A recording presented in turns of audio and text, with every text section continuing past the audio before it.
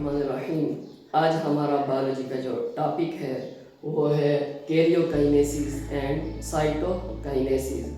तो टॉपिक शुरू करने से पहले आप सबसे मेरी यही रिक्वेस्ट है कि आप लोगों ने अभी तक अगर मेरा यूट्यूब चैनल असीम जोलॉजिस्ट सब्सक्राइब नहीं किया तो आप मेरे यूट्यूब चैनल असीम जोलॉजिस्ट को सब्सक्राइब करें, इस वीडियो को एंड तक वॉच करें और अपने फ्रेंड के साथ शेयर करें। अब हम बात करते हैं कैरियोकाइनेसिस और साइटोकाइनेसिस।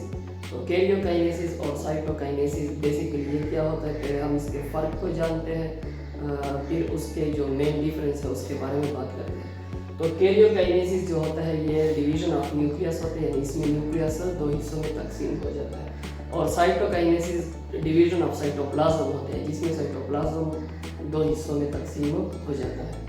तो कैरियोकाइनेसिस और साइटोकाइनेसिस के डिफरेंस के बारे में आप बात करेंगे। Karyokinesis is the nuclear division, यानी कैरियोकाइनेसिस क्या है, ये न्यूक्लियस की डिवीजन होती है। Cytokinesis is the cytoplasmic division, और जो साइटोकाइनेसिस है वो साइटोप्लाज्म की डिवीजन होती है।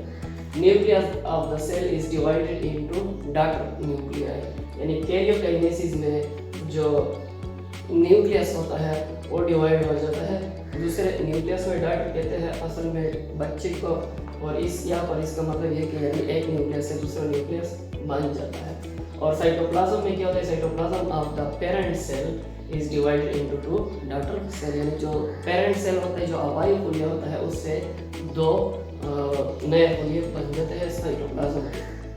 और कैरियोकाइनेसिस में क्या होता है, initial step in the cell division, यानी जो कैरियोकाइनेसिस है, जो ही सेल डिवीजन स्टार्ट होता है तो उसका पहला स्टेप क्या होता है, कैरियोकाइनेसिस होता है।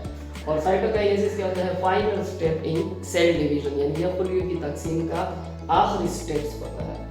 और जो फोर्थ डिफरेंस है, daughter chromosome are divided into two daughter nuclei, यानी जो डॉटर क्रोमोसोम होते हैं, जो सेल डिवीजन में क्रोमोसोम बनते हैं, वो क्या हो जाते हैं, टू डॉटर न्यूक्लियाई में तब्दील हो जाते हैं, यानी उसमें चेंज हो जाते हैं। और साइटोकाइनेसिस में क्या होता है, टू डॉटर न्यूक्लियाई, यानी जो डॉटर न्यूक्लियाई होती है are divided into two daughter cell, यानी वो जो दो डॉटर न्यूक्लियाई होते हैं वो मजीद क्या हो जाते हैं, दो डॉटर सेल में डिवाइड हो जाते हैं। और जो लास्ट डिफरेंस है वो क्या है, genetic material is equally distribute, यानी सेल में जो न्यूक्लियस में जो जेनेटिक मटेरियल होते हैं, डीएनए वगैरह क्रोमोसोम, वो क्या हो जाते हैं, इक्वली तकसीम हो जाते हैं, डिवाइड हो जाते हैं।